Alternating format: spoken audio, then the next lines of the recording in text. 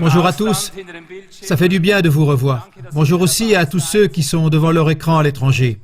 Je vous remercie d'être parmi nous. Comment cela pourrait commencer autrement qu'avec le constat que nous avons besoin de vous? Vous venez parce que vous pensez que vous avez besoin de nous, mais c'est réciproque. Les jours ne sont pas devenus meilleurs. Il y a tant de choses qui se sont passées depuis la dernière AZK. Nous avons produit des centaines d'émissions. Que ce soit sous forme d'articles, de voix et contre-voix ou d'émissions CLA TV et toutes les autres choses que nous faisons encore. Et nous voyons que ça devient de pire en pire, pour ainsi dire. La menace devient plus grande.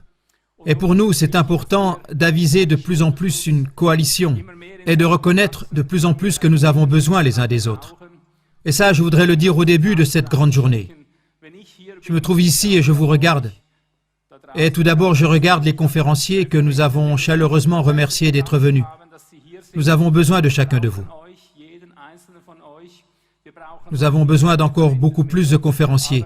Mais plus encore, ou pareillement, nous avons besoin de chacun de vous qui est assis ici et qui n'est pas seulement assis ici en tant qu'auditeur ou pour chauffer sa chaise, mais comme quelqu'un qui met cela en pratique, en tant que promoteur des choses que nous allons entendre aujourd'hui. Je pense que nous allons entendre des choses hors du commun. J'ai moi-même à cœur pour cette journée de découvrir ces sujets tout azimut. Bien sûr qu'on pourrait faire un long discours sur tous les sujets, tout expliquer en détail, mais je pense que la plupart d'entre vous sont reliés à nous par CLA TV, voix et contre-voix ou par d'autres canaux. Et ainsi, il y a beaucoup de choses qu'on n'a pas besoin de réexpliquer depuis le début. Ça veut dire qu'on peut en quelque sorte construire là-dessus et faire la suite. Mais la situation dans l'ensemble est tellement dramatique et tendue qu'il n'est pas possible de faire autrement que de poser les jalons, des jalons concrets pour faire bouger des choses qui jusqu'à présent ne se sont pas laissées bouger. Et le but de mon discours, c'est qu'avec ce discours, j'aimerais lancer un appel. Un appel lancé à, je la nomme, à la justice restante. Savez-vous, les choses que nous faisons ici, elles vont de toute manière, tôt ou tard, être examinées par des services secrets, des services de renseignement. Et c'est pour ça que je vous le dis de manière directe. Et pas seulement à vous, ici le peuple, mais je parle aussi à vous, les procureurs, les juges, à vous, les policiers, à vous, les forces de l'ordre, et à tous ceux qui font partie de la justice, jusqu'à l'armée et tous les autres.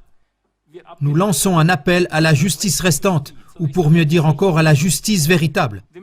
Et nous devons mettre au clair tout d'abord que vous êtes noyautés.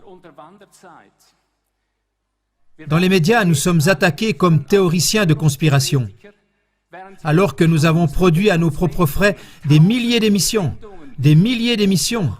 avec encore plus de milliers de sources. C'est entendu pour prouver que ce ne sont pas des théories de conspiration, mais des faits de conspiration. Certes, nous ne pouvons pas prétendre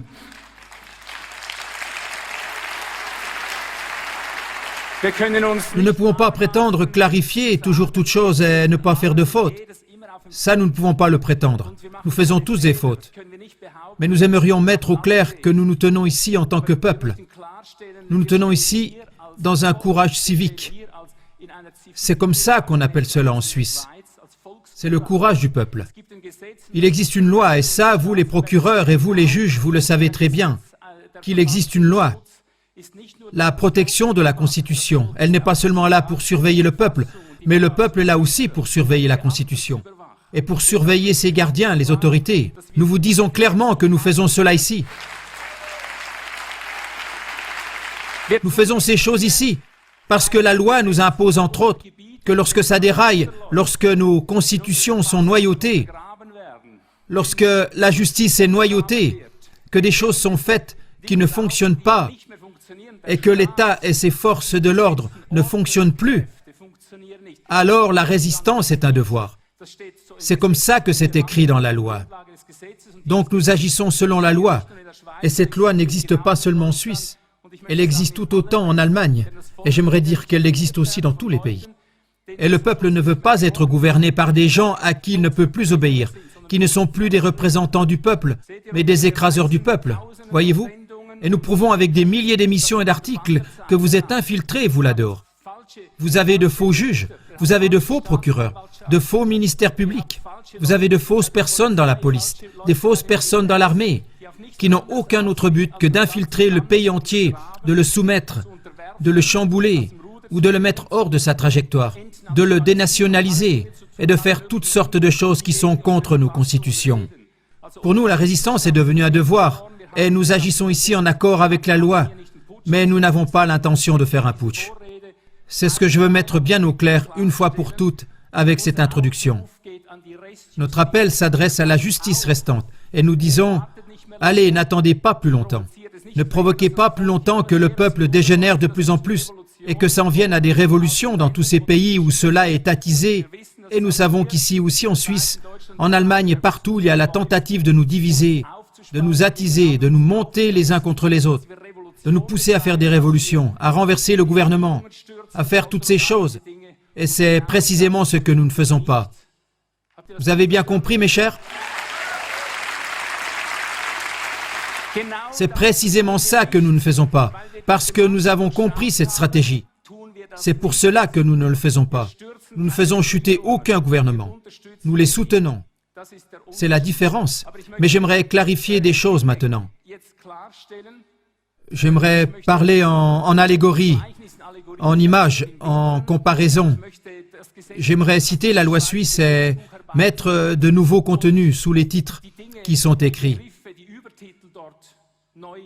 Et nous aimerions faire des propositions à la justice restante, celle qui reste encore, à la justice restante et véritable. Nous aimerions faire des propositions par rapport à ce qu'il y a vraiment à faire. Car partout on chasse les moustiques. Les petits sont punis pour le moindre délit et reçoivent de grandes amendes. On pourrait en faire une liste interminable, mais on laisse libre cours aux grandes bêtes féroces. Nous ne disons pas que tout est de travers là-haut. Nous disons qu'il existe une justice restante, et nous croyons en vous. Mais vous devez quitter votre zone de confort. Vous avez choisi un métier, vous avez pris sur vous une responsabilité qui vous a donné du pouvoir.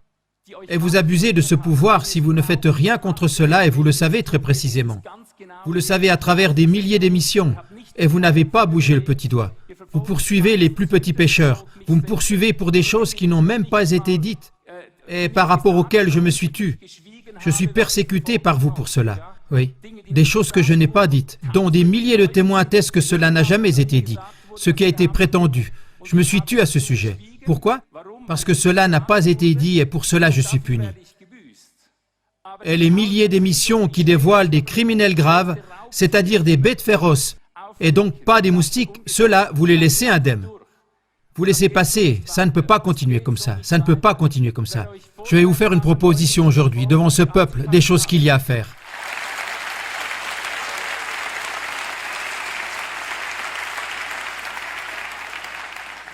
Nous sommes en tant que peuple au pluriel, nous avons abouti à des situations qui sont complètement absurdes. On ne peut pas le décrire avec des mots, et c'est pour ça que j'essaie de l'expliquer avec des paraboles.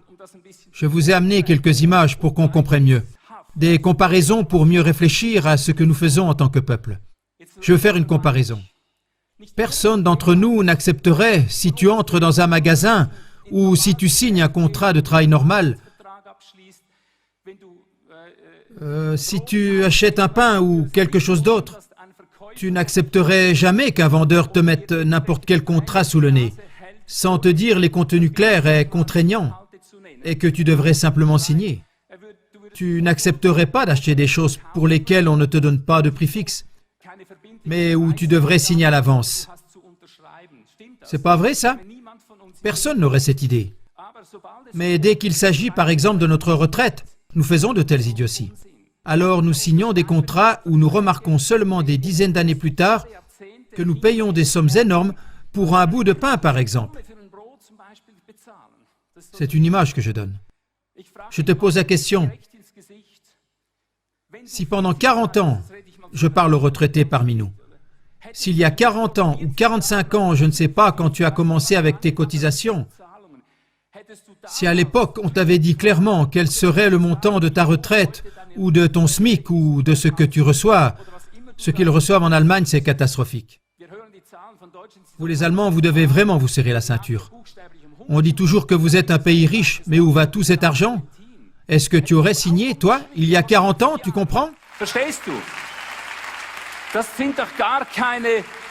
Ce ne sont pas du tout des contrats qui obligent à quoi que ce soit. Vous avez payé et payé et payé, et aujourd'hui vous devez vous serrer la ceinture. Bien sûr, on pourrait politiser maintenant, mais je ne veux pas tout ça. Je veux juste montrer le problème, que tu ne ferais jamais cela dans aucun magasin.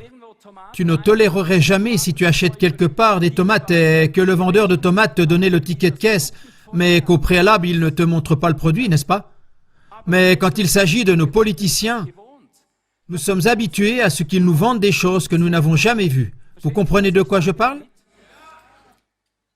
S'il y en a un qui te propose des tomates pourries après que tu aies payé et tu lui dis « Attends une minute, je veux que tu me rendes mon argent ». Et il te dira « Non, non, tu as signé ici, voici le ticket de caisse, je ne te le rends pas ». Pour aucun achat de tomates, tu ne ferais cela. Mais avec presque chaque politicien, on fait comme ça. Par exemple, dis-moi d'où est-ce qu'il vient, Macron, en France? D'où viennent tous ces gens qui tout à coup se tiennent sur les estrades et qui nous politisent dans tous les sens?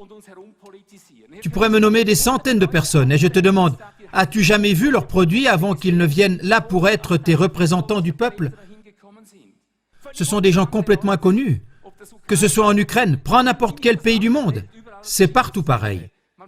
On nous vend des représentants du peuple, nous signons, nous l'acceptons, et ensuite, s'ils sont pourris, ils gardent leur mandat. Tu ne peux pas simplement dire « Allez, dégage ». Ça ne fonctionnera pas. Ils restent tout simplement. Je parle un peu noir et blanc pour faire comprendre le problème. Car nous vivons avec ces pertes et ils font des milliards de pertes, des billions. Tout le temps, ils cassent toutes sortes de choses et tu n'as jamais vu ce dont ils sont capables. Un jour, ils étaient là, ils n'ont pas présenté de modèle, les bonnes tomates pour ainsi dire. Regardez ça, c'est mon produit. Et maintenant, nous allons faire un contrat. C'est ça que je vends et c'est cela le produit qui va en résulter. Promesse électorale avant-après. Trump, c'est ce que tu peux voir partout. Dans aucun magasin de tomates, tu ne tolérerais ça. Mais dans la grande politique, tu le fais, tu vois? Il y a des choses qui ne se passent pas correctement. Jamais nous n'accepterions si quelqu'un te vendait des pommes de terre, s'il te donnait un prix et ne te dirait pas combien de pommes de terre tu reçois pour ce prix. C'est vrai? Ouais. Tu veux savoir combien tu vas en recevoir pour le prix que tu payes. Tu veux le savoir avant. Mais dès qu'il s'agit de nos compagnies d'assurance, nous agissons précisément comme ça. C'est ce que nous faisons. Nous signons des contrats où on ne nous dit pas exactement ce que nous allons recevoir à la fin. C'est comme si le vendeur de pommes de terre te donnait une pomme de terre à la fin. Mais tu as payé pour un sac entier. Et si tu dis « Attends une minute, j'ai payé pour avoir un sac entier », il te dit « Non, c'est cette pomme de terre-là qui t'appartient parce que tu n'as pas lu ce qui était écrit en toutes petites lettres. » Voyez, chez aucun vendeur de légumes, tu ne laisserais passer ça. Mais quand il s'agit des grandes choses, on le fait. Nous sommes habitués à nous faire arnaquer par les assurances à travers ce qui est écrit en petites lettres. Et cela sans arrêt depuis des décennies. Jamais non plus nous n'irions dans une agence matrimoniale pour choisir un partenaire sans l'avoir jamais vu. Nous ne ferions jamais ça, choisir un partenaire sans l'avoir jamais vu. C'est quoi ça? Quelqu'un que tu n'as jamais vu et que tu vas épouser. Quelqu'un avec qui tu signes un contrat de mariage. Tu ne ferais jamais ça. Tu voudrais savoir qui c'est, car ce pourrait être n'importe quel partenaire avec qui tu ne t'entends pas. Un vieux gaga, n'importe qui, tu voudrais ça? Aucune personne ne tolérerait même pas un tout petit peu une telle chose. De conclure un tel mariage, de s'engager de cette façon pour la fin de sa vie. Vous voyez? C'est comme ça que nous réfléchissons dans la vie pratique quotidienne. Mais dès qu'il s'agit de nos assurances maladie, là tu te laisses allier avec toutes sortes de gens qui n'ont pas d'atome crochu avec toi. La personne ne demande pas comment il est constitué. Quels sont les gens qui participent dans ce club? Et nous perdons des milliards et des milliards et des milliards. Rien que toutes les primes d'assurance maladie que nous payons parce que nous sommes raccrochés avec n'importe quelle personne que nous ne voulions pas du tout épouser, pour le dire avec cette image. Pour rester dans le raisonnement, vous comprenez ce que je dis ici? Je parle un peu à vous. Je ne parle pas qu'aux juges là-dehors et aux procureurs. Est-ce que vous vous sentez concerné? Il est temps de faire quelque chose, vous comprenez?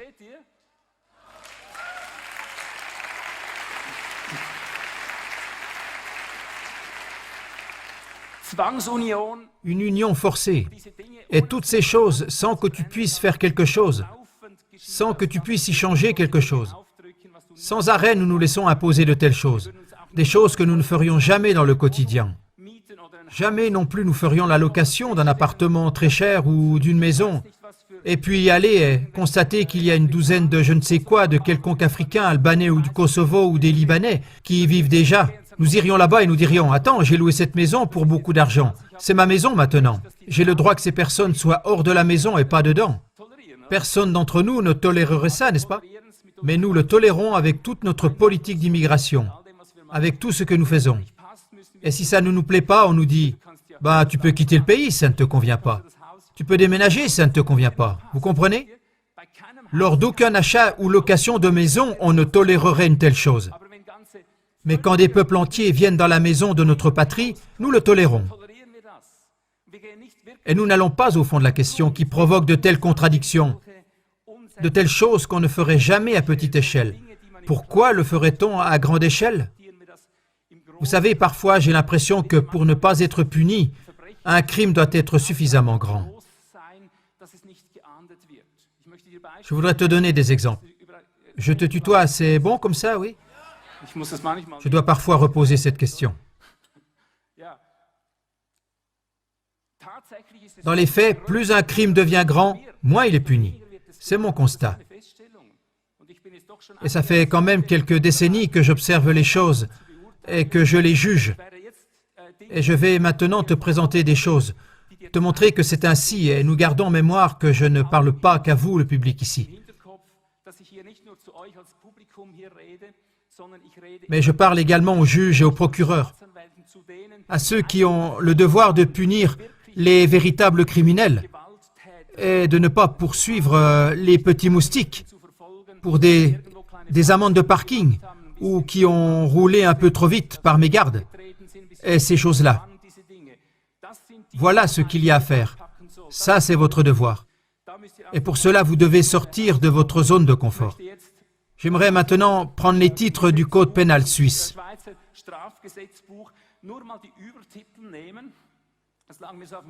J'avais à cœur de le prendre comme miroir pour la justice restante, la justice véritable pour dire.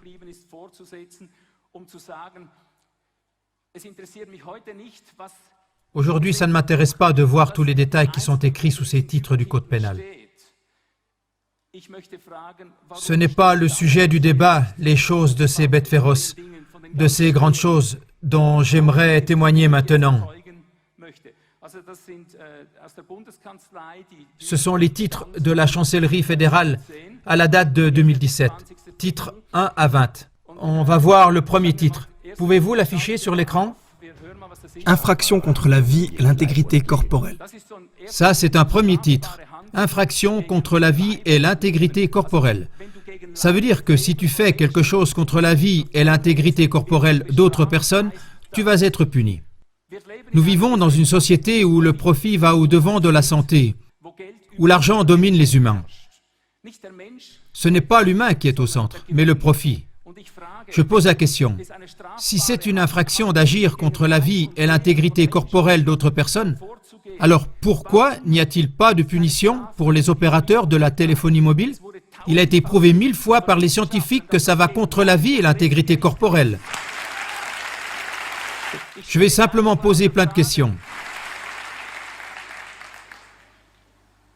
Des scientifiques et des associations de scientifiques ont récemment prouvé que c'est littéralement un énorme génocide qui se fait par tranche, bien sûr. Et ça ne va pas si vite, un génocide par tranche. Les films les plus récents que nous avons publiés prouvent qu'il y a d'innombrables personnes qui en meurent. C'est une attaque contre la vie et l'intégrité corporelle. Je vais être très bref maintenant, sinon je vais parler pendant 2 heures. Il faut que je condense ça à une demi-heure. Je pose la question, infraction contre la vie et l'intégrité corporelle. Quand est-ce que les cartels pharmaceutiques vont devoir payer? Nous savons Nous savons qu'ils sont organisés de façon à vivre de notre maladie et pas de notre santé. Quand est-ce que la technologie du génie génétique va enfin être punie et toute l'industrie du sucre, que toute l'industrie du sucre va être punie? Nous savons que c'est mortel. Pour chacun de ces points, je risque de dévier. Maintenant, on commence à introduire la punition du sucre. On commence à punir le peuple avec des impôts sur le sucre, etc. Sur la consommation du sucre parce que ce n'est pas bon pour la santé. Et je demande pourquoi est-ce que la punition n'a pas eu lieu avant? Les gens le savaient depuis des décennies, ils le savaient.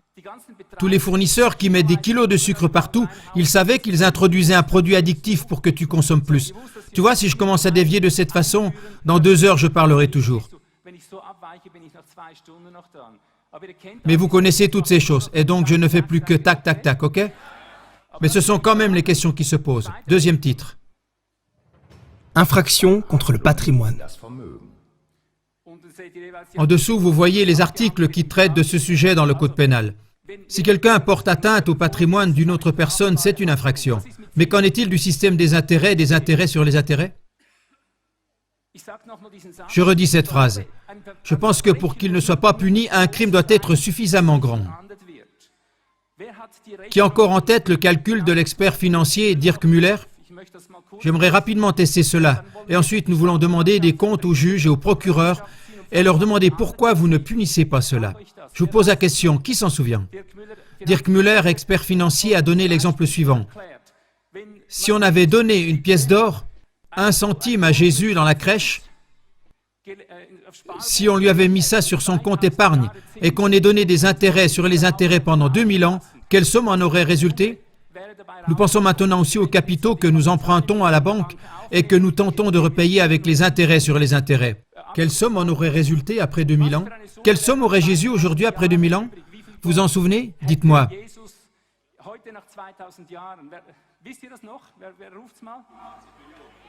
Combien? Tu dis 185 millions? Millions de quoi? Ah, des billions. Il aurait 185 billions de pièces d'or. Est-ce qu'il a raison, ce monsieur? C'est plus, c'est plus.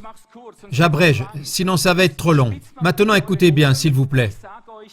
Et je vous dis, les gens qui ont introduit le système de l'intérêt et de l'intérêt sur l'intérêt, il y a déjà plus de 100 ans, c'est marqué noir sur blanc.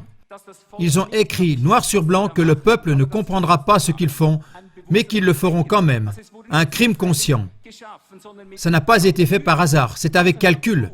Alors écoutez, l'enfant Jésus aurait, après 2000 ans, avec un intérêt de 5% seulement, ça veut dire une pièce d'or avec un intérêt de 5% dessus, avec les intérêts sur les intérêts, après 2000 ans, écoutez bien, il aurait 195 millions de globes terrestres en or. Réfléchis un instant. Nous ne parlons pas de 195 millions de pièces d'or. Nous parlons de 195 millions de globes terrestres en or, si c'est bien un globe.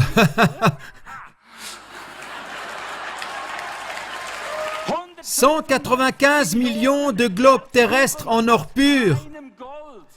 Ça, c'est le développement exponentiel de l'intérêt et de l'intérêt sur l'intérêt. Un crime énorme. Un crime énorme. Vous comprenez cela?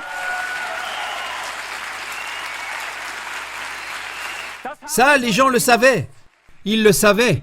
Et ils savent que toutes les quelques décennies, c'est toi qui dois payer pour ça. Un crime n'a qu'à être suffisamment grand. Too big to fail. C'est ça, non? Trop grand pour échouer. C'est comme ça que ça se passe, mes chers. Et moi, je demande à la justice restante, pourquoi vous ne faites rien? Vous savez que c'est un crime. Calculez. Vous savez que ça a été écrit noir sur blanc et vous avez interdit les écrits au lieu de les distribuer au peuple afin de couvrir vos arrières. Vous avez interdit les écrits. Si maintenant je cite où tout cela est écrit, je vais être arrêté par vous, par la fausse justice. Quand enfin vous leverez-vous? Et vous tournerez-vous contre la fausse justice qui est au milieu de vous? Ça, c'est ma question.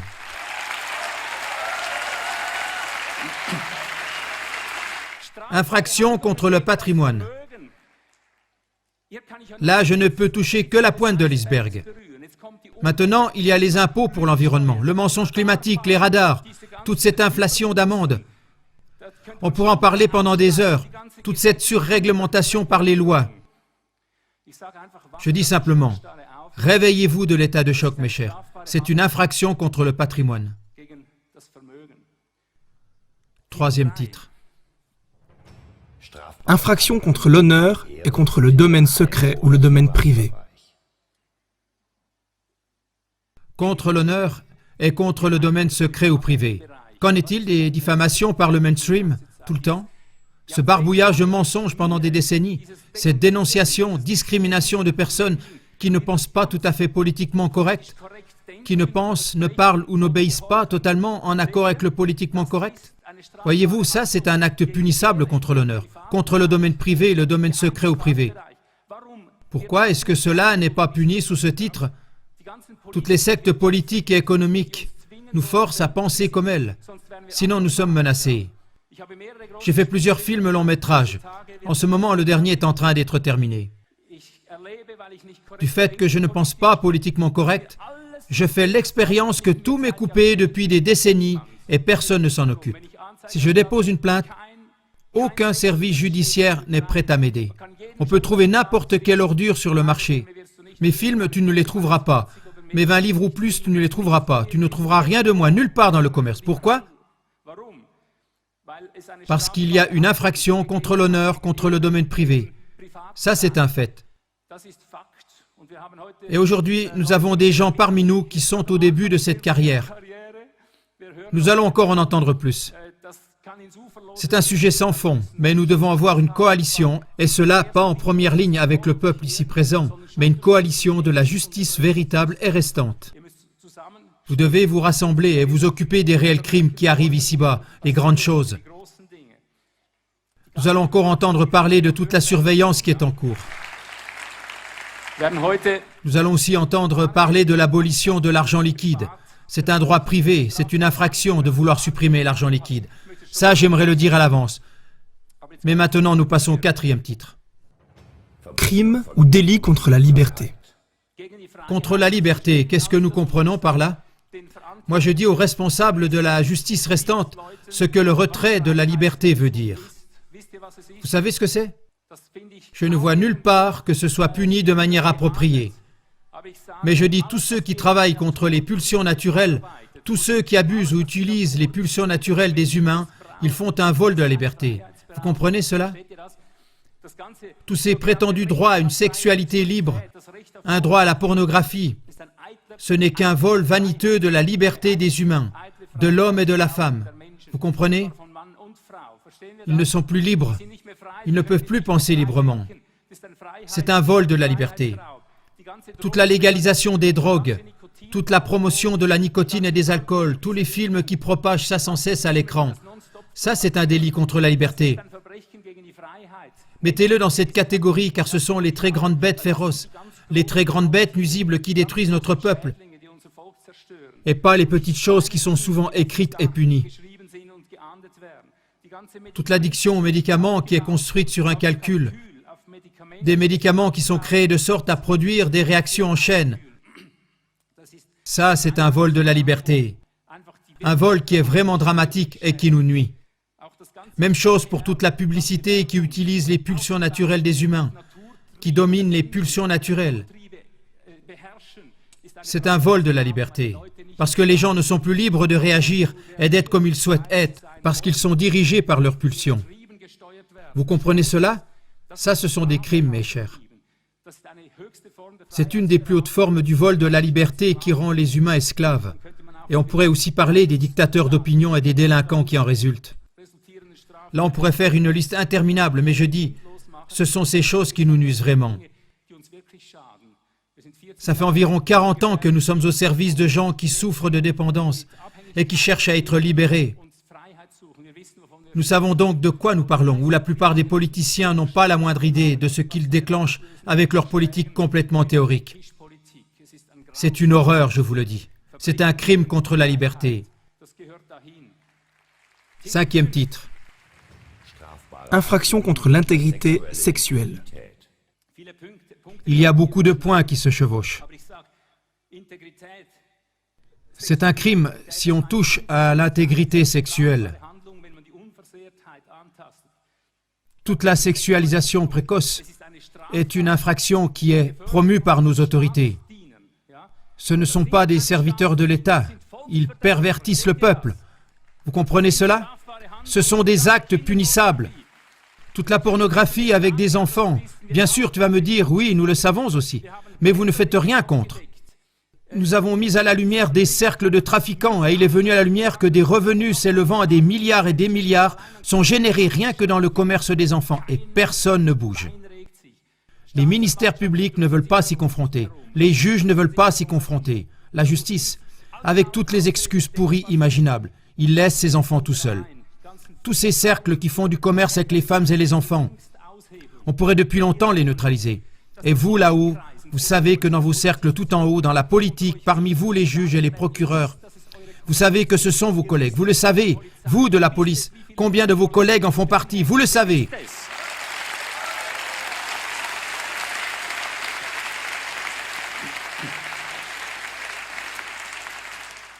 Nous avons tourné des films et encore des films à ce sujet. Nous avons des livres écrits par des policiers qui le déclarent. La première chose qui leur arrive, c'est qu'ils perdent leur job. Pourquoi? Parce qu'il existe une fausse justice. Et moi je dis, c'est votre boulot à vous, la justice restante. C'est votre boulot de faire le ménage là-haut. C'est votre boulot de mettre tout ça en ordre. Ce n'est pas le boulot du peuple. Si le peuple devient une cour de justice populaire, c'est trop tard. Et alors ça va éjecter aussi les bons, vous comprenez? Mais je dis que si vous, les bons, vous ne réglez pas ça à votre niveau, si vous ne prenez pas la responsabilité, alors vous obligez le peuple à agir selon le courage civil. Et ça, ce n'est pas correct. Ce n'est pas correct. Et après, de nouveau, bien sûr, le courage populaire, vous le décrivez comme si on attisait le peuple. Nous serons punis comme étant les instigateurs d'un soulèvement du peuple, alors que nous obéissons à la loi et que nous prenons nos responsabilités. La résistance devient un devoir. Ce n'est pas le devoir des enfants de combattre pour les parents, mais c'est le devoir des parents de combattre pour les enfants. C'est vous qui allez mettre de l'ordre là-haut, pas nous. Nous ne faisons pas de révolution. Vous savez très exactement, vous là-haut, qu'il y en a beaucoup dans les cercles sataniques. Vous le savez très précisément et vous avez peur de perdre votre place. Vous avez peur de perdre votre carrière. Vous êtes tout simplement trop lâche. Vous avez la place et vous êtes tout simplement trop lâche.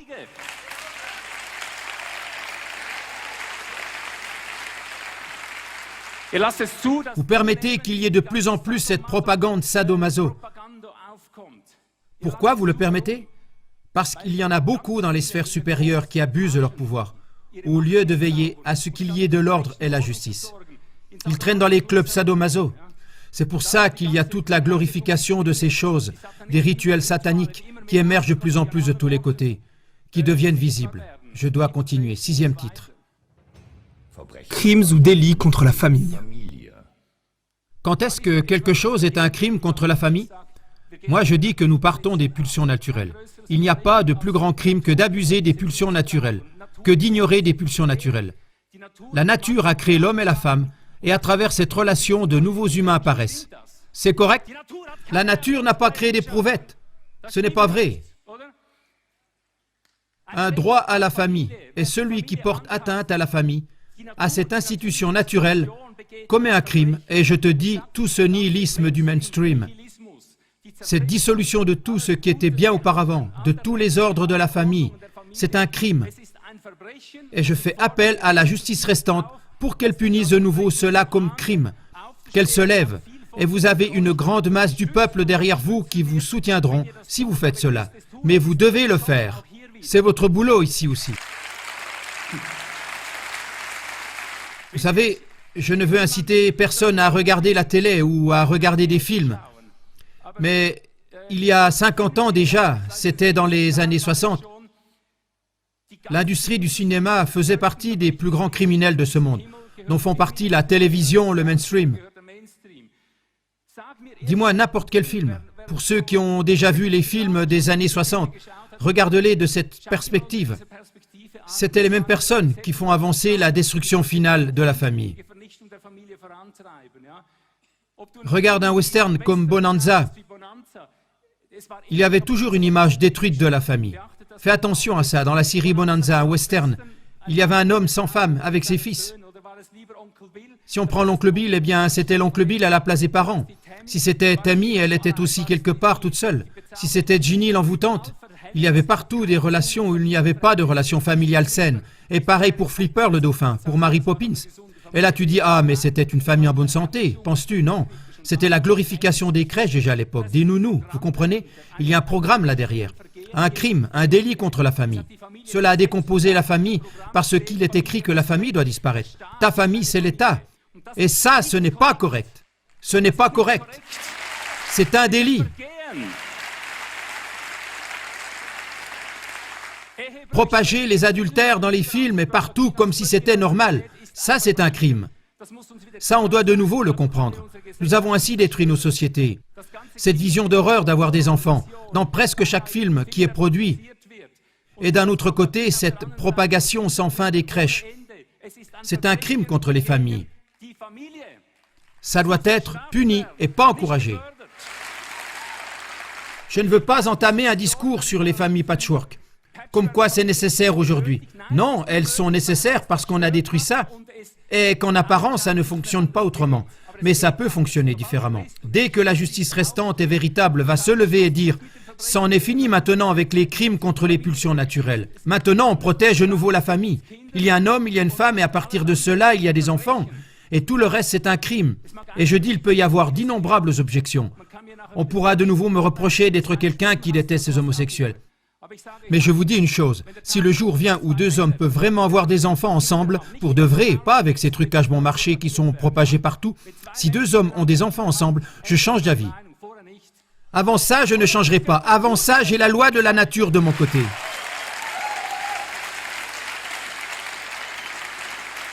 Toute cette idéologie du genre, toute cette folie est un crime, mes chers. Un crime contre la famille. Un crime contre les lois de la nature. Ça doit cesser, ça doit être puni. Ça ne doit pas être toléré et encouragé plus longtemps. Et il ne faut pas continuer à poursuivre ceux qui pointent cela du doigt. Nous voulons être tranquilles, nous voulons travailler, mettre nos produits sur le marché. Nous voulons les gens, c'est ça que nous voulons. Avoir une belle vie. Et le soir, aller dans la salle de bricolage où nous pouvons faire de belles choses. Au lieu de ça, nous devons faire le travail de la justice parce que personne ne bouge contre ces criminels qui agissent contre la nature. Vous comprenez ça? Levez-vous enfin! 7e titre. Crimes ou délits créant un danger collectif. Qu'avons-nous ici? Des crimes créant un danger collectif. Je vous dis ce qu'est un crime qui crée un danger collectif, qui n'est tout simplement pas puni, Il existe déjà l'avortement après la naissance. Tu peux donner naissance à un enfant qui est en parfaite santé et le tuer. Et si quelqu'un s'y oppose, c'est lui le criminel et le meurtrier est justifié. Voilà où nous en sommes aujourd'hui. Ça, c'est un crime créant un danger collectif. Je ne veux pas ouvrir un débat sur l'avortement, mais chacun d'entre nous sait qu'on tue alors un être humain. Chacun de vous sait que si on t'avait tué dans le ventre de ta mère, tu ne serais pas là sur ta chaise. C'est vrai, alors tout le monde sait que c'est un meurtre. Point final. Et cette discussion sans fin. Pourquoi dans ce cas quand même et dans ce cas quand même? Mais arrêtez enfin tout ce bavardage, toutes ces excuses pourries. Et voyez d'où tout cela vient et où cela mène? Là, vous le voyez, avortement après la naissance. Cela va continuer à grandir si nous ne l'arrêtons pas. Si la justice restante ne fait rien, c'est votre travail. Ce n'est pas notre travail de faire une révolution. C'est votre travail de faire le ménage ici, de faire passer de nouvelles lois, d'ouvrir les yeux. Si nous ne le faisons pas, ça va devenir pire. L'euthanasie, les choses-là existent depuis longtemps déjà, et ça va devenir pire. Mais si nous parlons de crimes ou de délits créant un danger collectif, alors je peux aussi évoquer le vol des enfants. Rien qu'en Allemagne, dans le premier semestre de cette année, 52 000 enfants ont été enlevés à leurs parents. 52 000 enfants dans la première moitié de l'année, rien qu'en Allemagne. Où est l'indignation? Est-ce que c'est normal? Les titres se chevauchent à nouveau car c'est aussi un crime contre la famille. Mais où disparaissent tous ces enfants? On pourrait en parler pendant des heures. Je vous dis, ce n'est pas admissible dans une société, dans un pays où vivent 80 millions de personnes, que dans la première moitié de l'année, 52 000 enfants soient arrachés aux parents par l'État et envoyés dans de quelconques foyers publics, dans de quelconques familles d'accueil choisies. Je ne connais pas tous ces chemins, mais je dois couper court. 8e titre. Crimes ou délits contre la santé publique.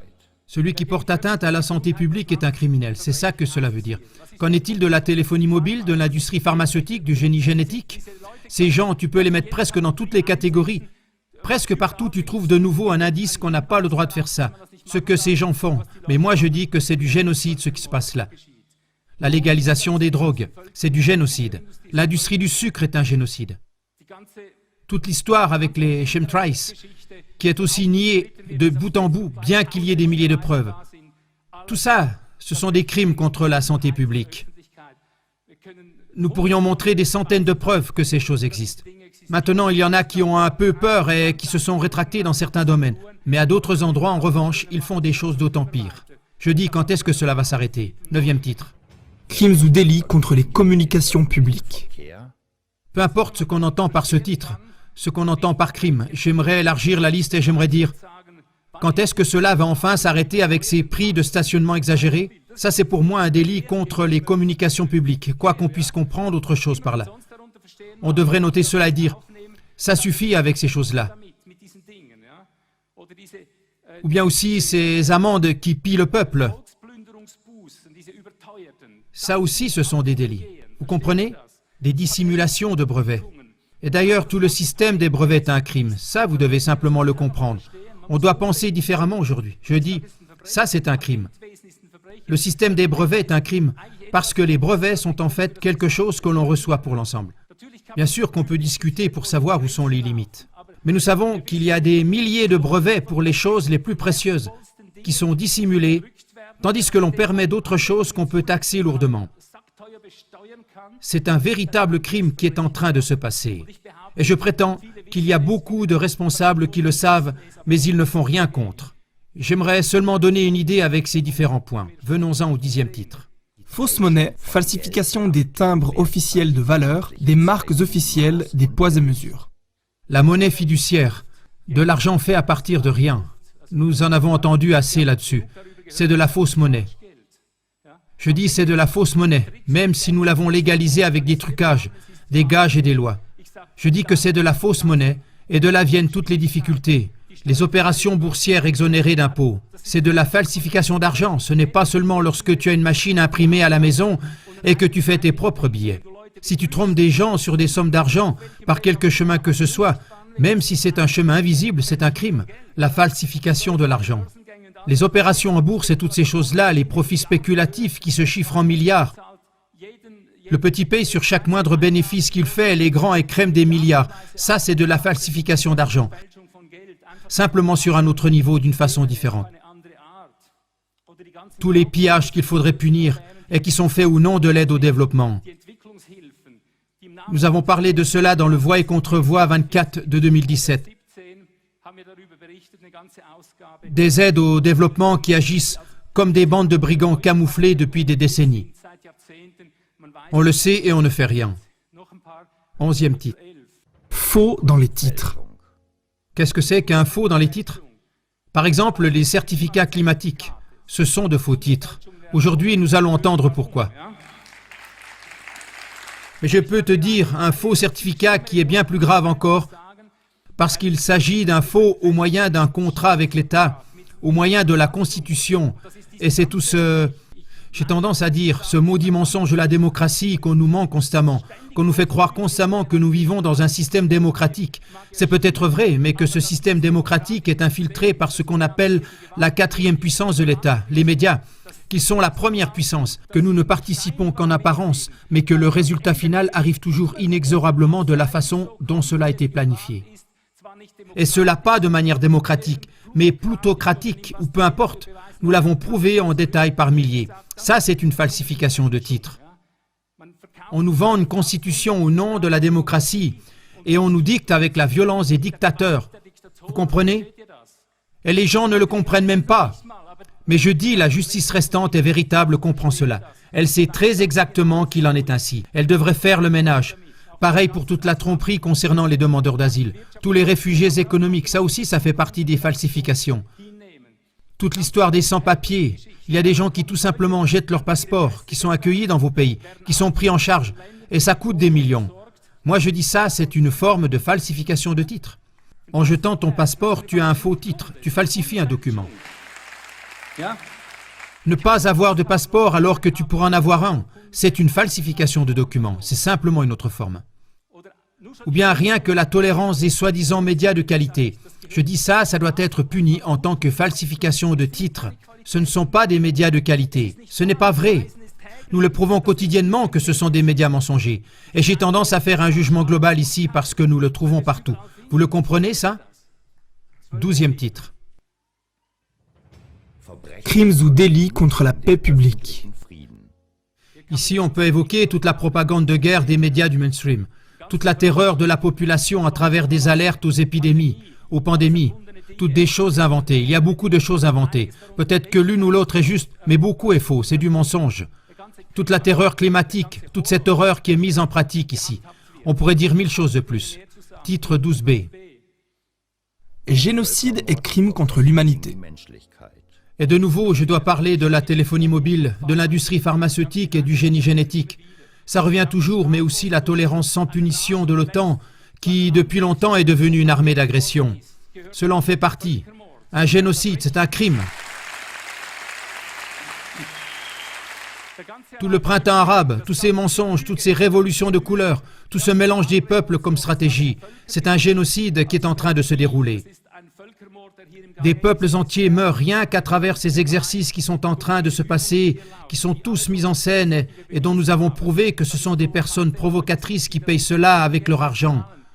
Soros et tous ces gens que nous nommons sans cesse, et des milliers d'autres encore qui soutiennent cela. C'est un crime qui n'est pas puni jusqu'à aujourd'hui.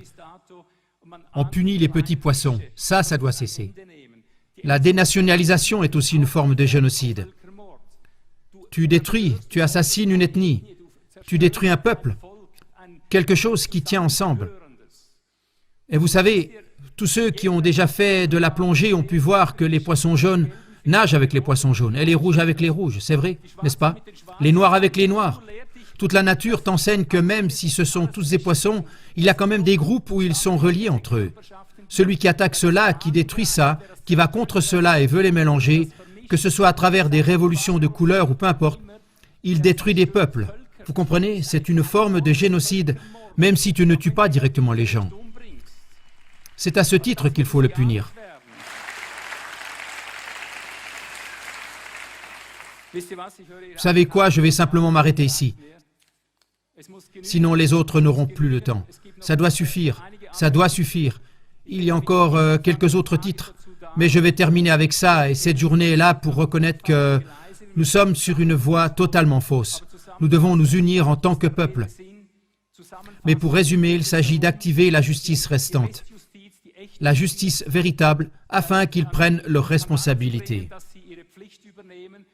Nous ne voulons pas mettre en marche des divisions, de la terreur, de la perturbation, ou des révolutions quelconques, mais je veux qu'avec tout ce que vous entendrez, que vous sortiez et que vous demandiez à cette justice restante de prendre ses responsabilités, afin qu'il n'y ait pas plus de divisions et qu'à la fin nous finissions dans une guerre civile, car c'est vers ça que tout ça conduit. C'est ce qu'ils veulent, les tireurs de ficelles. Toutes ces choses qui sont la source de ce dont j'ai parlé et beaucoup plus encore. C'est le but qui se cache derrière, qu'il y ait des guerres civiles, car c'est seulement ainsi qu'ils peuvent continuer à étendre leur pouvoir. Et nous disons non. Jusqu'ici et pas plus loin. Ici commence la terre gauloise à l'intérieur de l'Empire romain. Ici, c'est terminé. Nous ne faisons pas de guerre civile. Nous veillons à ne pas destituer la justice restante, mais à la mettre en fonction.